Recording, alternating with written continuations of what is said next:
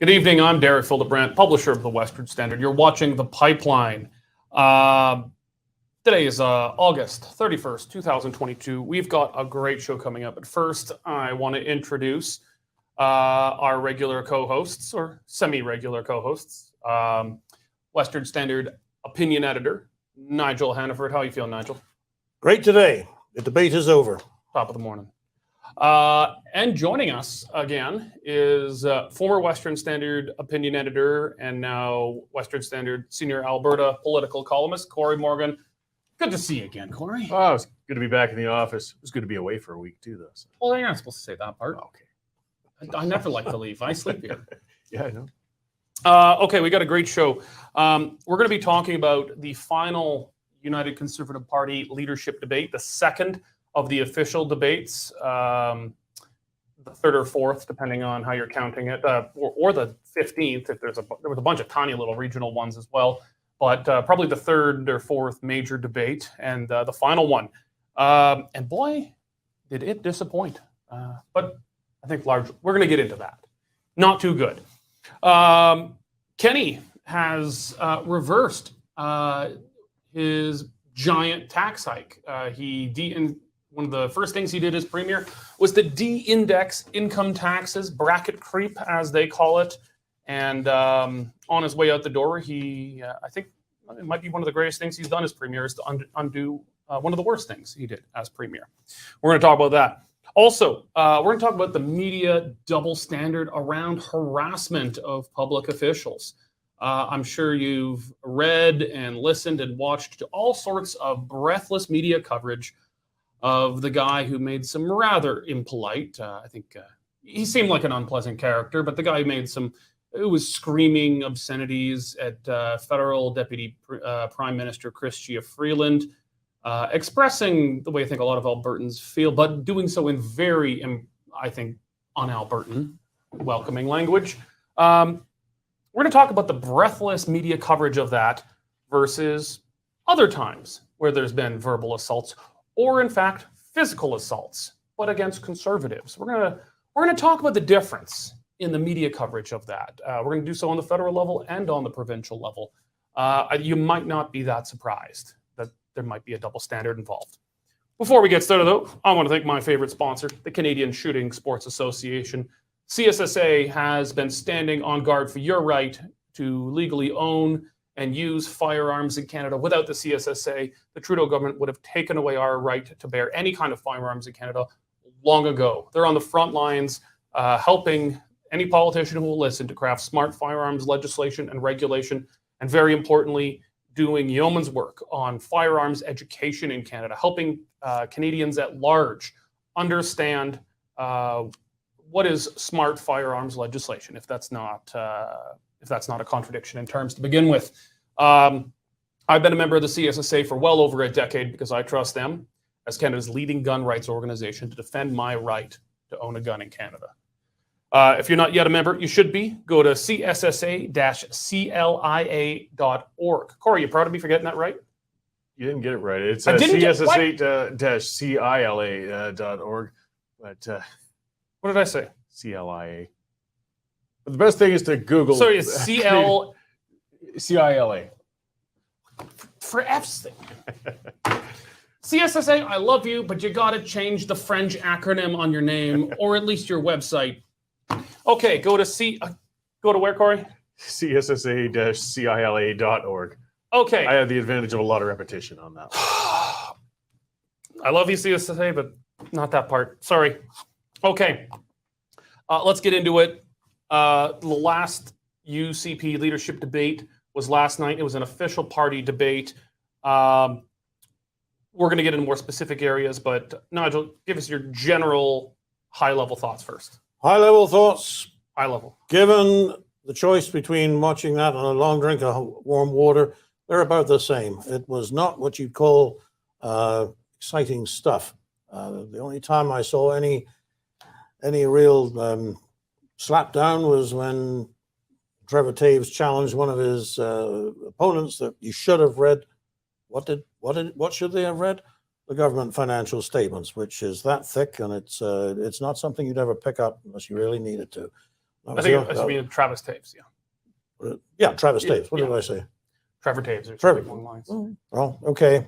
There's a lot of Taves in this part of the world. Yes. Yeah. Not hard to, but Travis Taves is certainly unmistakable. Top level thoughts. I mean, everybody won at the end of every debate. Well, who won? Every team claimed to. We'll hold off on that part. Sure. We will get to that. Okay, so let's talk kind of before we get into how the candidates did. Let's talk about the debate in general. Its format.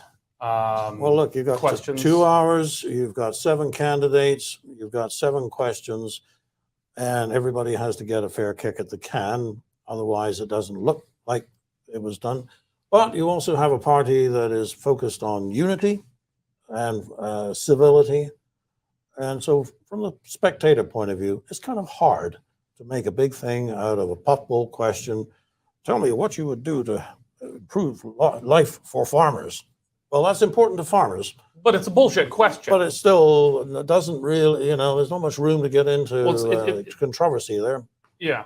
you know. So, Corey, it's an official party debate, so it had to include all 7. I think most of us could agree that from previous experience, less than 7 makes for more interaction. But it's an official party debate, and because it's official, they have to have all 7 there. There was no way around that. But I want your thoughts on the format. We'll get into this idea. They had these vague, very puffball questions, as Nigel was saying. It wasn't what will you do to increase market access for farmers. It would be some long preamble about how great the UCP is, followed by and what will you do to make agriculture policy even better. That's not the exact question, but Specifically. and then they would say specifically. Yeah. They would ask a general vague question and then always say and specifically. What are your thoughts on how the questioning? Well, it's probably where the candidates almost want it to be too. And this tail end, I mean, they're all actually now courting second place votes is what they're doing. Their strategy has changed. They've people don't switch allegiance this late in the race very much unless there's been a catastrophe of some kind. So they don't want much for fireworks anyways. They want to look congenial to the other candidates. Strategically, something that changed, I guess, with the format as well. I mean, the first one, they really messed up when they had that opportunity to, choose who you're going to debate. Well, yeah. So just before you get to there, we'll just explain for those who didn't watch this painful debate experience.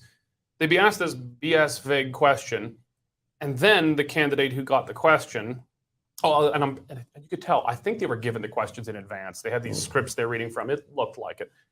And then the candidate could ask anyone else a question they want, and that was BS too. It's kind of interesting that they didn't ask Danielle Smith very often, do they? Well, I think that's where Corey's going, is because it was the same format as their first official debate, and they screwed that up because they were all asking Danielle questions. I don't think they did that this time. No, they did realize their mistake because Danielle is a smart orator. She doesn't get shaken. She doesn't get rattled. And every time you give her another 2 minutes to speak, she's just gaining more support. And I watched that first debate. I was thinking, you're calling out the strongest one here. I mean, if she was a terrible speaker, if she had bad points to make, then fine, keep going to her. But they just gave her more airtime. She had, when you're trying to grab oxygen among 7 candidates, it's hard to stand out. But when they were all turning to her the first time, she was actually the face you saw half of the time for the entire debate. This time around, they figured that out. Let's not give her more oxygen than you need to. Yeah. And again, I just don't think anybody was eager to have any sparks at this point. They're all trying to hold the line. It was all, as you said, about the second place stuff. So instead of most of the questions being, Danielle, why are you trying to destroy Canada with the Sovereignty Act? It was, Travis, why is your tie so nice? It was trying to ingratiate one another for second ballot choices, or maybe if you're a lower candidate, you're hoping maybe Travis wins, that you'll be treated nicely when cabinet picks come along. I think it's a really good point. I remember you wrote a column on it at the time, and then you did a show that by having all those questions focused on Smith in the first debate, they made it the Smith show. This time, they talked about Smith and slammed her all the time, but they didn't do it in questions to her. They would debate each other and say nice things about each other and be like, would you share with us why you think the Sovereignty Act is the worst thing since the atomic bomb? They'd figured that out. And again, there's no doubt, too, that she's still the front runner, at least as far as they're concerned. Their internals have got to be telling them that. I mean, if she was lagging, you're not going to be turning your guns at her then. And they're still all focused on her. things haven't changed much, I think, from that first debate. It's just as far as the progression of the race, you're in the latter half, so the tactics are going to change. But the policies, there's not much new coming out. They're all just trying to hold on to what they got. And as I said, try to get those second place votes, because if it's somebody doesn't win it in the first ballot, it's going to be really critical in this system to try and pick up a lot of those second place choices. The debate in general, do you think UCP members got anything out of it? I wonder how many actually watched it to the end, to be honest with you. So the answer is no. I can't imagine that anybody changed their mind as a result of anything they heard there last night. It's very hard to be prescriptive about what a perfect setup for a leadership debate is, because on the one hand, you don't want to stramash on the stage or chaos. Or, it makes for good entertainment. Well, it's not entertaining, good for the party. but it's not I good for the encouraged party. chaos in our debate, and I think it went great. Yeah. We intentionally courted chaos. But you know, I mean, Josh Davison did an excellent job of hosting the event, but he was so anxious to make sure that people didn't cut into candidates' time by applauding when really they should be quiet. I think he spent more time scolding people about don't applaud, than people actually spend applauding, you know. Yeah. I mean, it was sort of on it like that. So Well, it saps the energy in the room. yeah, Like I heard in our debate, there was lots of applause. We every once in a while interviewed if it was just a bit excessive, but we liked it because it adds to the energy. It makes the candidates puts the candidates more in the ring. You know, can you imagine? You know, if you've ever done mixed martial arts or any kind of boxing, it's not very fun to fight without a crowd. Right, think of those NFL games during the COVID when they had the cutout fake audiences in the background in an empty arena. Yeah, it's not the same if you're not hearing Yeah. You want thousands. you want that. It materially changes the debate. well, you know, sometimes the speaker actually draws energy from the crowd. That's where you know that you're a politician. Former politician. You asked me what I thought. I watched it through, but it was hard work.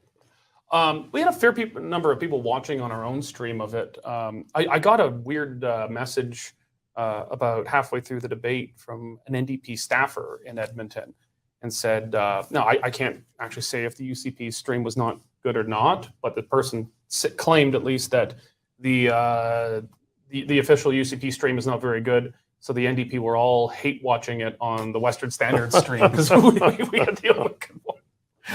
I don't know if that's true or not, but that's what the NDP person told me.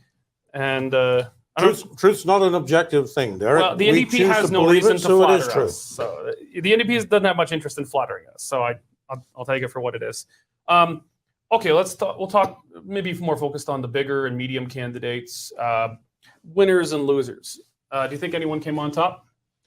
Probably not. I mean, it was more just maintaining the line. Nobody made a knockout blow. Nobody stepped in it ankle deep. We're not seeing headlines this morning of, nobody made any broad new announcements or anything either. It was just a steady as she goes event. And as Nigel said, that's where the challenges in staying awake through it were. Nigel, maybe I used the wrong term, winners and losers. Well, that can be contextual, I guess, based on where you're coming from. I'm not saying that, the last place candidate, landed a blow that catapults them to first, or first fell to last.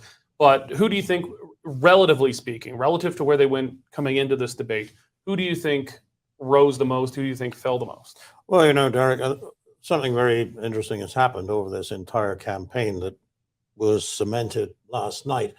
And that is that when the campaign started, the general assumption was that it was between the two former party leaders, Danielle Smith and Brian Jean.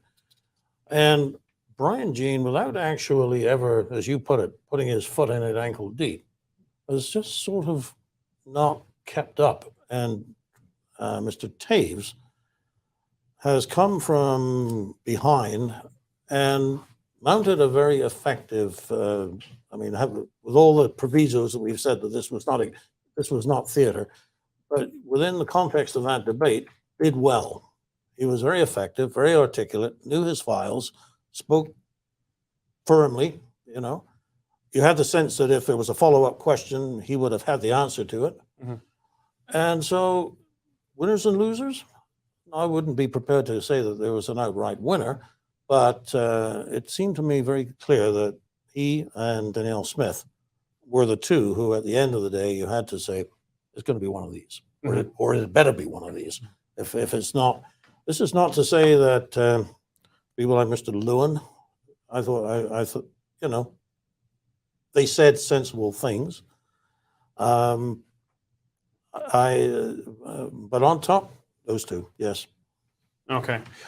You know, my thoughts were, I think Todd Lowen did well. You know, I don't think he came out of it catapulting anywhere near front runner status, but I think you know, he endeared himself a lot with his comment around you know, it was an agriculture. I think it was on the BS agriculture question, and he talked about fertilizer, and he talked about you know, if we just you know, Trudeau's mouth is fertilizer, and we can use that. Something to that effect, and it got a good rouse out of the crowd.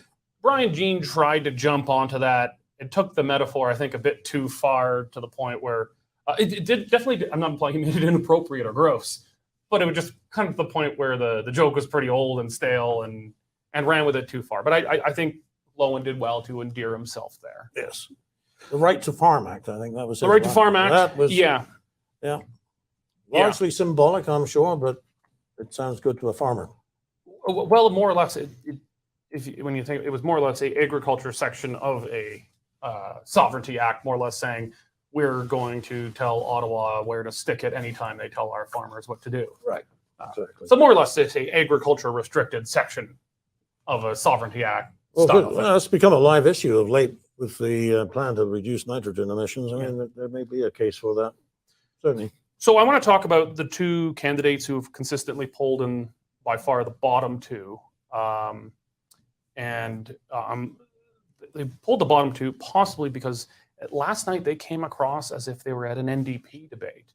You had Leela here and Rajan Sani used a lot of rhetoric that sounded like they're trying to channel their inner Alison Redford and when you get the Alberta Teachers Union to sign up en masse. I don't think that's a strategy that will work anymore, because now you have the NDP. You don't need to elect a Liberal or New Democrat as a PC. So I don't think that play will work.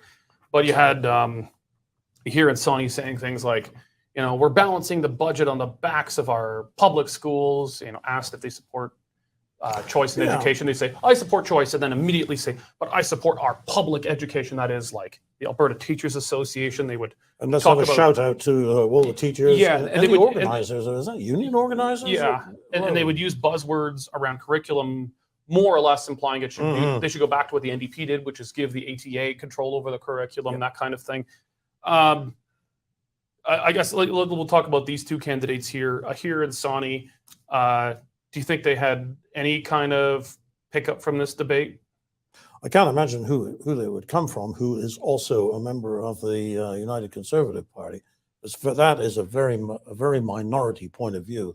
And you'll notice that probably the biggest round of applause that came during the entire evening came for Mr. Taves after he said, look, first principle, parents are primarily responsible for the education of their children. And the whole place went wild. This was right after the remarks you just quoted had been made. So I don't think there's any doubt as where the party membership stands. So in terms of putting that out there at the debate, I don't see what the point was, because that was not going to pick up votes. Whether there is some other, whether that is going to be useful in some other context, I don't know. But in terms of picking up last night, no, definitely not. Corey, so when Redford tried this kind of play successfully, it was under very different leadership rules. You could become a member of the PC party right up until the first ballot vote, and if there was a second ballot vote, which there was, you know, to the final three, selling period, you could continue to sell memberships right up until that last ballot vote, and that's what Redford did, and she got the ATA to come in. The membership cutoff has already happened, so there won't be any more teachers signing up. What do you think was kind of the play of here, and to a lesser extent, Sonny here? To be honest, I don't even know why they ran. I might as well, you know, it's this point in the race. I mean, they're also rans, but they aren't even, it's fine, you get those in every race, but they aren't endearing themselves to the other candidates if you're looking for a cabinet spot later or longer period. I mean, it looks like Leila should have been paying better attention to her constituency, because chances are she's not going to win her nomination. Yeah, they just lost a vote of their board there by 75% in their own riding. So, like, yeah, and strategically, I guess, Sonny, you gained some profile. You got a little more known within the party. But you're carving out a pretty left edge over there, and then you don't have that teachers union to be able to pad those votes. I'm not sure what her rationale was even for running in the first place, to be honest, unless she really misread what the membership of that party is. But I guess maybe it'll help show balance. I mean, a good congenial leader afterwards might say, well, we'll put you in cabinet, social services or something, just to pacify that wing of the party. Or perhaps they're going to be looking at something like Alberta Party in the next election or something like that. I'm going to get us all on the record. We're going to predict, and we've had an office pool going on the other side of the door in the hallway on how the federal Conservative leadership is going to break down. We haven't really gotten on the record for Alberta yet. So we got Smith, Taves, Jean, Schultz, Lowen, Sonny, Ahir. I want predictions. I'll put, I'd say a case of beer, but a case of beer. Beer would be very satisfactory. Okay, I'm willing to go in on a case of beer on a bet here. For you, cash equivalent. Put a case in the fridge for guests. Okay, there we go. I'm going to bet a case of beer here, but you got to rank them in the right order in which they're going to place on first ballot. Your predictions, Corey. Let's start with last and work your way up, or from first and work your way down. Last, we're looking at the top three, or you're looking at I want all seven? All seven. Oh, okay. All seven from first to last. I think here is going to come in seventh. Very distantly so. Okay. Sonny will come in sixth.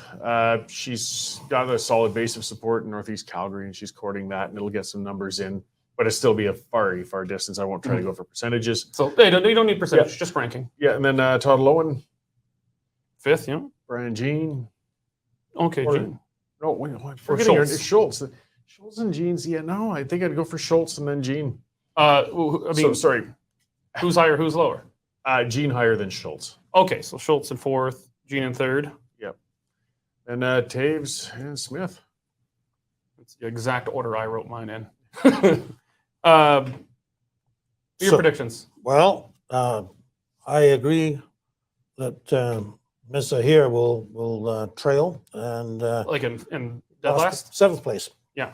And Sony will be sixth. I'm predicting a late rally for Rebecca Schultz. It'll put her into fourth place, pushing Brian Jean down to fifth. So Brian Jean 5, Rebecca Schultz 4th. And where's Lowen? Lowen is 3. Lowen in third. Yep. Schultz in fourth. Yep. Schultz in fourth. Yeah. Jean in fifth. And second, first. Well, Smith first and Taves second. Okay, bold. Mm-hmm. I could see it happening. But it is bold. Yes. It's a bold one. Yeah. Okay. I shall have reserve beer. I think you should actually get odds for it because you're breaking for. I'm going to stick with the conventional wisdom. It's. Yeah. We've been good at being wrong before too, though. Yeah. So there's still room. No, I mean this is an easy call. I have never been wrong.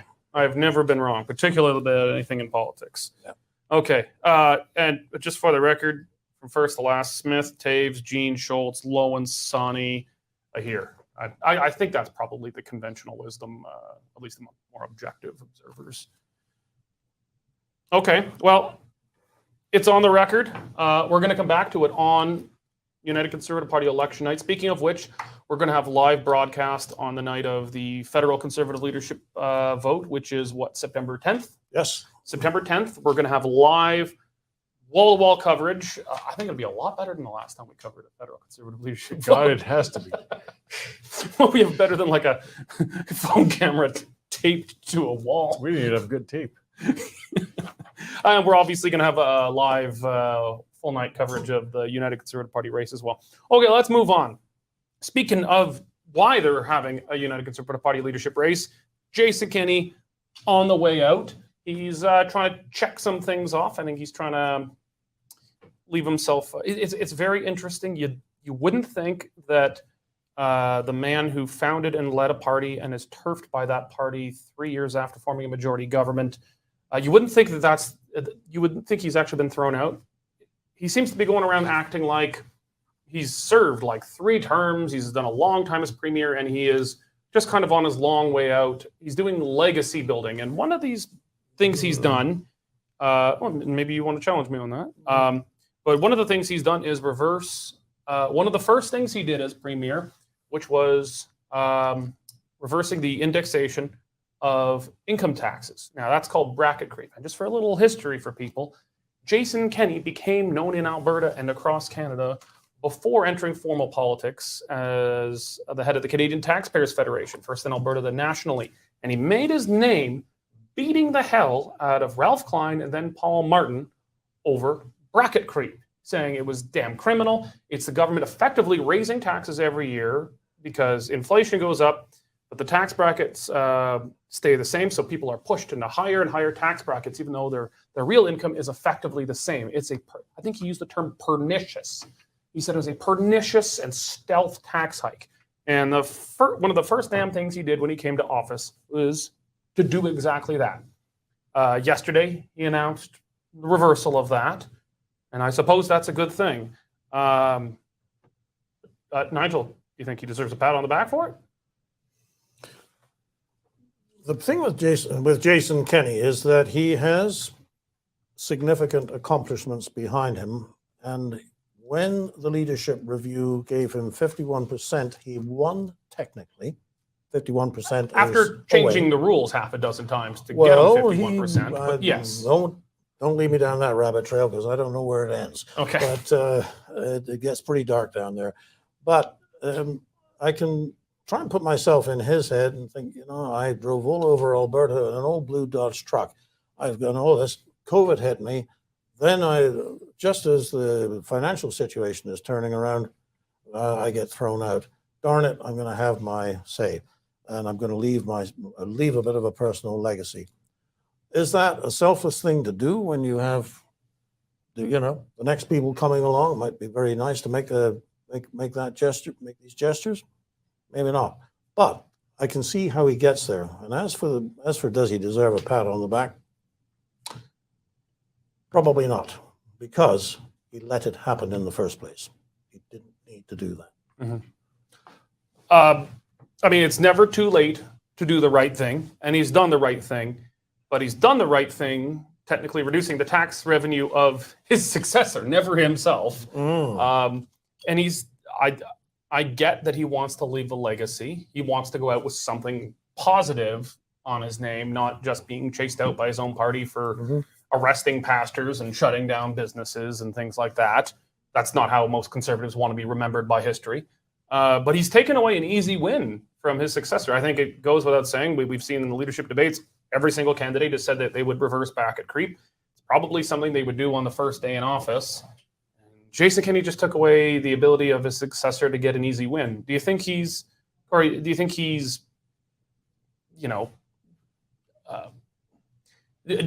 being, does he have the best interest of his party success after him and his successor at heart here? Or is it just fine, like, whatever, let him have it? It's hard to get into his mind. I mean, he wants just to go out positive in the end, I guess, for himself. There's no doubt about that. I mean, if you were playing, and he's a political guy, I mean, he's as political as they get. He knows what he's doing when he does these things. And you're stealing some thunder from whoever's coming in next, whoever that might be, because you want them to hit the ground running. They've got a general election 6 months after getting in. They need a legislative session with a whole bunch of good popping policies that make Albertans happy. Well, they can't announce the bracket creep. They won't be able to do a darn thing with the surplus because he's already dedicated it, which was great. Well, that was another thing. It's good that they put it towards debt repayment. That's a very positive thing. But that would have been a nice little announcement for his successor to make. Yeah, I mean, if you're looking for a legacy, pick a capital project, take a little chunk of that surplus and go cut a ribbon on something this was the one that Jason Kenney initiated and brought let up. Jason Kenney build the Jason Kenney Memorial Park for all I care. Yeah, I don't nuts, but whatever. But this has some undertones. Most legacies are much more expensive. A little bit of spite, I think, still on, no, I'm not giving you guys gifts, whoever you are replacing me. You're going to work for it. I'm taking the credit for this stuff. I think it's because he thinks Danielle Smith is going to win, because I I'm not even convinced he wants her to win the next election, because I think I think he would like to be. I think when the history books are written about this, he'd like it to be, well, I could have won, but these yokels kicked me out of my job, and I could have won that election, but they didn't know it was good for themselves, and they lost because they picked a crazy person like Danielle Smith. He has gone out of his way to attack her and her platform. I'm not convinced that he actually wants her to win, because he'll look better in history if she doesn't. That's in the back of his mind in our own little petty personal place, but I still think he's a decent enough person. He doesn't want to see Notley in for another term. I don't Maybe think he have wants Danielle to see win the with NDP. 3-seat majority, on top of it, but get a spanking. But I just don't think he's quite that vindictive. I don't think Maybe he I'm wants to still see the being- NDP win, Yeah. but I don't think he also wants to see Danielle Well, Smith. yeah, he doesn't have a horse he's I'm not liking sure. with. I think he might be a bit incongruent in his thinking here. But everything's so bizarre with this whole year and how this is all landed. So to try and guess where he's going to go and why, only he can answer. Okay, so we kind of come back maybe more to I kind of muddied the first question about, do you think he deserves credit for it? I mean, it's never too late to do the right thing, but does he deserve any credit for this when Jason Kenney imposed one of the largest tax hikes in Alberta history? The only one that was potentially larger was the NDP carbon tax, which we still have because we're willing to do what Ottawa says. Do you think Kenney deserves any credit whatsoever for this? Kind of as Nigel said, he never had to bring it in the first place. Or the numbers were already there, too, that he could have dropped this months ago if it was such a rush then to do it. To do it just before the end of the leadership race, I don't know. There's other stuff at play. Nigel? If whoever wins the race, if they want an idea from this desk, they can do more on gas taxes. Well, there's only a bit they can do, I think, because as Kenney punted the date of his leadership vote several times there and changed the rules, he also announced they were temporarily getting rid of the provincial portion of the gas tax. That was very nice. Probably extremely politically motivated, as he was trying to save his job. Obviously, was not enough. But some of the candidates, I know Travis Taves, I'm not sure about Danielle Smith, but at least Taves has said he would make that permanent, no provincial gas tax. Mm-hmm. I think that'll last at least as long as gas is, as long as oil revenue keeps coming in. But then there was Jean's proposal. So right now there is no provincial gas tax, which is nice because it kind of more or less neutralizes the federal carbon tax. Just means the money goes to Ottawa, though.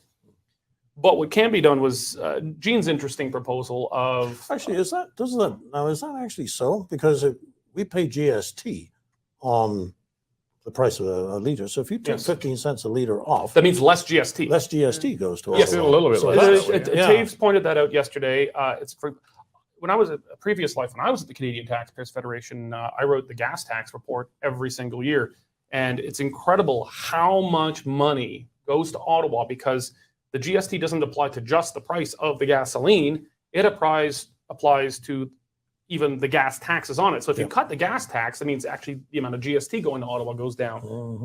A lot of people don't know that, Yeah, it's a tax on tax. It's a tax on taxes. In Quebec, they have a tax on a tax on a tax. The QST, buckle up, folks, this one's wild.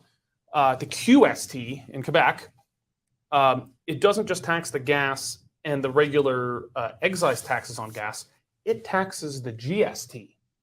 Because the GST is a tax on a tax, the QST is a tax on a tax on a tax. Now, that is some meta tax for you there. You still following me, everyone? Let us know in the comments section if we're just if we sound totally out to lunch. It makes sense, I swear. That's why the Tax Freedom Day comes at the end of August in Quebec, isn't it? Yeah. So. Okay.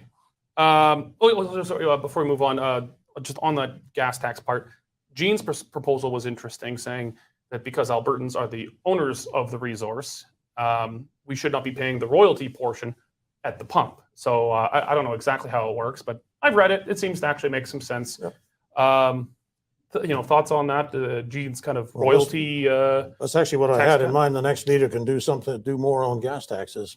I just didn't remember it was Mr. Jean who said that. But, absolutely. Let's at least look at that.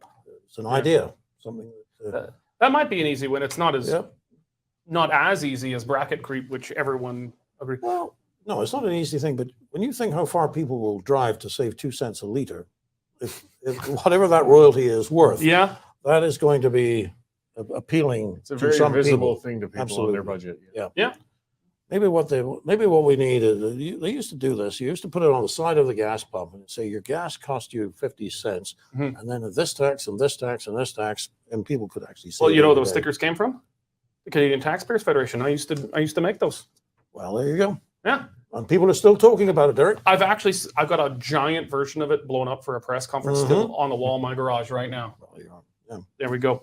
Okay. do it again.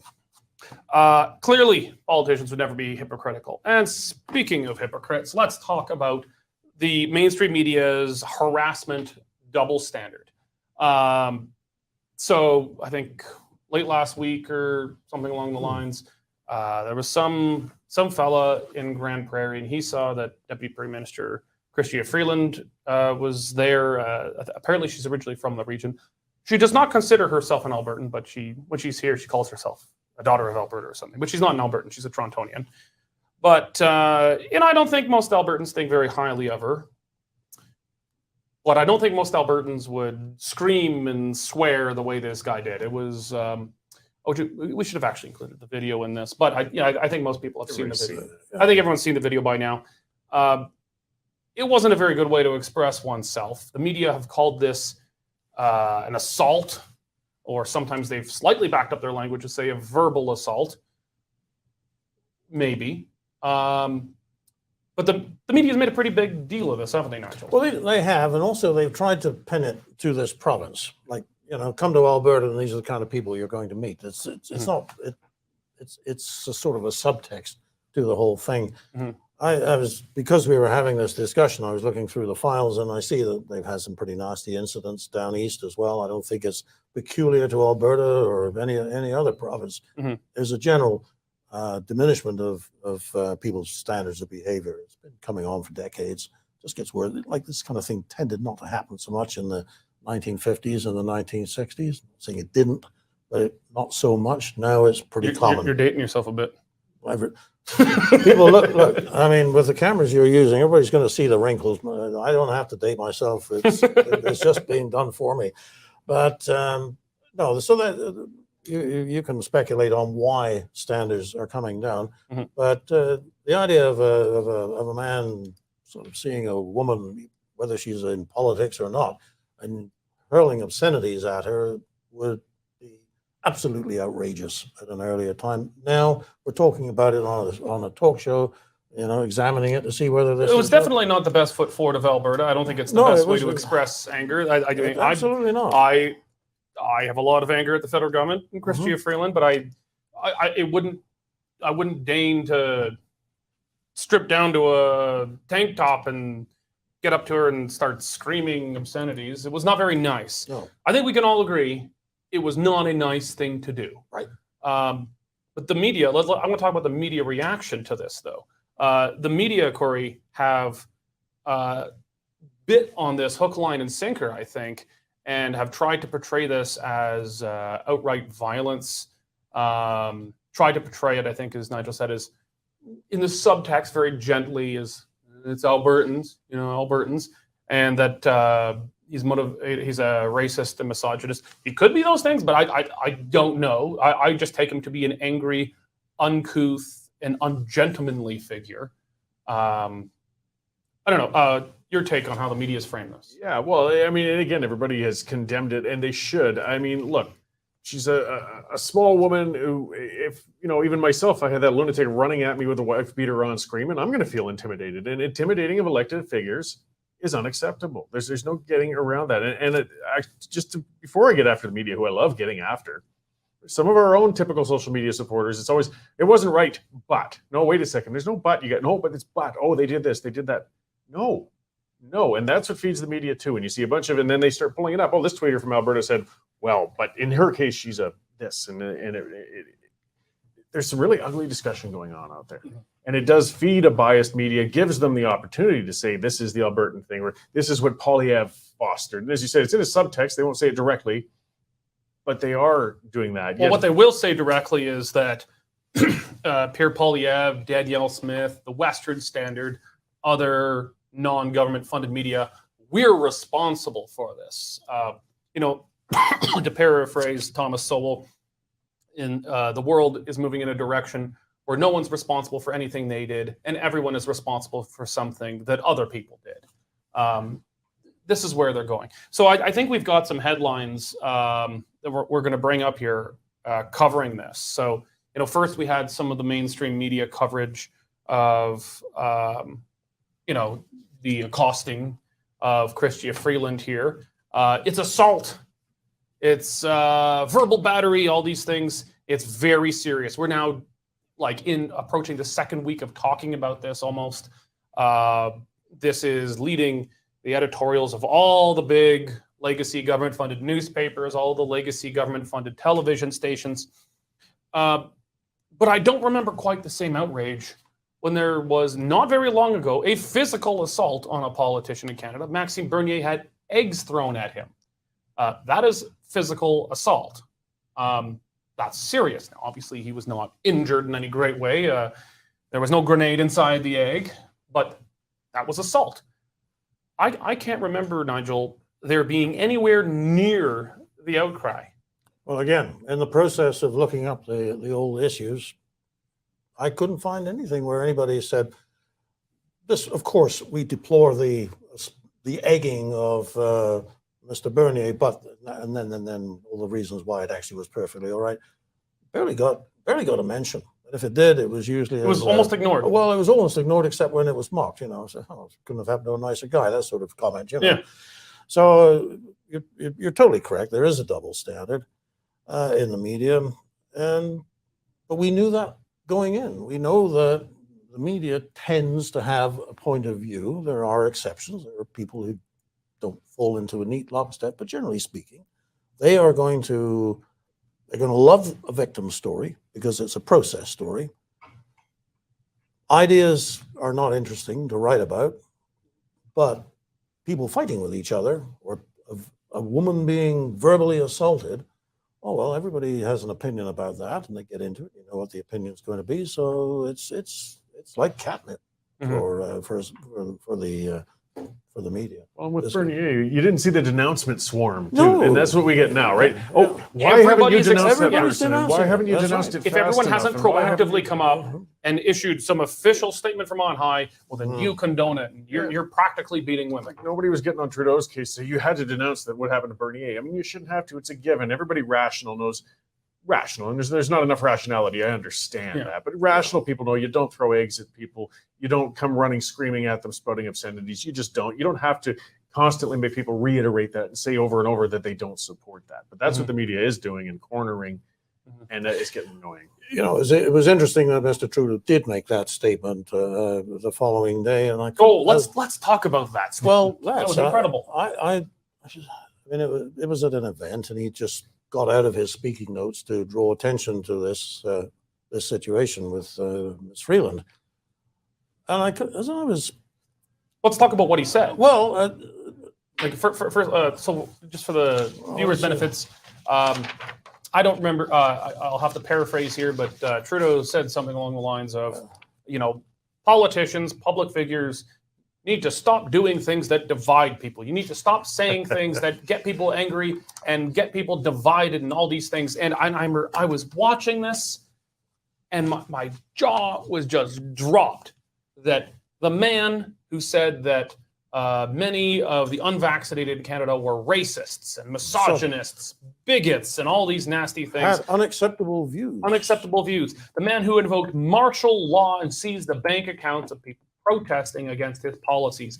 And this twerp has the nerve to say that everyone else is responsible for dividing Canadians. He has no responsibility for any of this. Well, what he actually said was that it was not. He also said it wasn't an isolated incident, that women generally face this. Gotta tell you, men face it as well. Two of the people we were talking about earlier, Travis Daves and Ryan Jean, have both had death threats during this leadership race. They seem to be pretty calm about it, but I didn't recall hearing a lot of other people being uncalm about it. You know, I've never talked about this publicly because I don't want to. I think a lot of politicians use this kind of thing to score, oh, poor me points. But I'll just briefly say, a guy was just convicted the other week for making death threats against myself. The whole trial revolved around his political inquisition. It was actually quite political. Post media didn't bother reporting on that. But a guy made the whole thing about politics and was convicted of making death threats against myself. And all the comments I saw from lefties and all these stories on on the Herald or the Suns was like, of course, someone threatened to kill Fildebrandt. He deserves to be killed. This was unanimously the left-wing comments, and I took it as a compliment.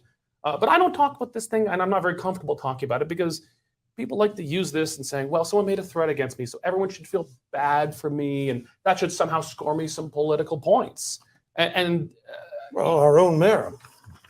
Yeah, let's talk about her. Yeah, Jody Kondak tweeted, I have been asked by some people why I haven't made a public statement about the assault on our deputy. The assault, by the way, not the verbal assault. She says right here in Twitter, on our deputy prime minister, she continues to be blunt. I had to sit with my thoughts for a couple of days because this incident is not isolated and it brings up too much pain and fear. Yes. So, yeah, whatever. I just, I'm not in the mood for Gondik myself, right? But there has been stuff happening too. People showed up at her house. And that is an intimidation tactic. That's not cool. And it is wrong. And I went on about that at the show because I rip Gondik all the time, and I had a lot of my own show commenters saying, "Yeah, but she deserves it." Guys, you're not helping. It's just as wrong. It's just as wrong. If our side, people we agree with, do these things, it is wrong, even if they're doing it out of anger that we share. Just as if the other side does it. It's just as bloody wrong. And you give her more opportunity to play poor old me like she did with that. Yep. So you're only helping them, guys. You're not. So let's talk another example of this kind of double standard, very close to home here, involving the UCP leadership race. So you have the kind of lefty-ish Leela here. Someone apparently hacked her Facebook, she claims, and started posting some nasty things, and she very successfully played the victim card in the media. I think we may even have some of the headlines. The media very much bought onto that narrative. She's a victim, poor her. Now, I think like the exact same, maybe even the same day, if not, it was plus or minus one day, someone was going around making fake phone calls and recording them, pretending to be the Danielle Smith campaign, saying very nasty things, pretending to be on behalf of Danielle Smith. The media on that one, damn near silence. They barely even reported it happened. You had Dwayne Bratt with apparently the only political science professor who could be quoted in Alberta politics in the media. With a here, he said these people should face jail time, send the police, call the police. And with Danielle Smith, I believe said call the police against Danielle Smith. I've noticed that so many people are really anxious about the ability of Facebook and the telephone companies to trace them. Why are we not able to find the people who made the fake phone calls to Danielle Smith's campaign? Mm-hmm. Why are we not able to find the people who hacked? How much has Big Brother? How much of a grip has Big Brother got on us? Look. There's nothing you can say in defense of people who do that kind of thing. There really isn't. I don't even know whether there's awfully much you can say to understand, but I do suppose that there are some folks who are so deeply invested in the politics that they believe in that they feel that they are doing something useful for their person if they screw up the other guys. This is not the first time you've heard about this kind of thing. It happens all the time. Damn it, I wish they wouldn't. But I do wish that if you're going to make a big fuss for one person, then you make a big fuss for the other person. And if not, then neither. Let's be fair about this. Cory, I think there's kind of two key points about why the media make a big difference about one person or group of people and not about another. I think the first is their politics. Are they on the left? In the case of Freeland and Ahir, they're on the left. But they're also willing to actually, I hate to do this. Freeland's credit, she didn't play the victim card, but the media definitely played it for her. Yeah. She didn't go out there pleading for me. Ahir definitely did this teary-eyed press conference and very much actively tried to play the victim card. Mm-hmm. So in that case, actually, Freeland was less bad. But when you see this with conservatives, there are tons of death threats against Harper. I remember when I was in politics, I got a ton of death threats. But you know how I handled it? I never went out and talked about it at all. What I did is I applied for a concealed carry permit. I made the argument that, look, I'm a elected official. I'm getting death threats, and it'll cost the taxpayer almost $1 million a year to give me a security detail. How about I'll do it for free? You just let me carry my Glock. They said no. But I had to try. Yeah. Well, the extent of some of this, and I mean, what they made with Ahir, there hasn't been enough critical, at least, examination before they reported on these things. And this was reported as if it was a political attack on Ahir. Yeah. Well, I don't know. Facebook's not the easiest thing in the world actually to hack, unless you went and downloaded that darned app and didn't read the small print, put some cute little bunny ears on your picture when you're Instagramming. Yeah. And holy cow, you downloaded something and made a crack into your own page. So a little critique here, because there's lots of people who would love to hack all sorts of political pages, but they don't manage to, because they're being responsibly run. I've never heard, I'm sure it happens. I don't want to victim blame here, no. But I've never seen another Albertan's Facebook page ever hacked. And it's pretty, I really shouldn't say this because now someone's going to try and hack me. But in general, it's pretty tough to hack these things. There's a lot of security measures in place. Some discussion, just some critical discussion on some of the things. And the same with Smith's episode with the fake calls that were made. Those calls were taken at face value right off the bat. Look at that. The Smith campaign's been doing these belligerent calls. Well, wait a minute. Look at the source of the recording and just look at her Twitter thread. Mm-hmm. Coincidentally, the person that this supposed calls went to is a haywire left-wing online activist. Wow, what, 4.5 million people in the province. That's the one the belligerent caller from the Smith campaign phoned up. Yeah, amazing coincidence.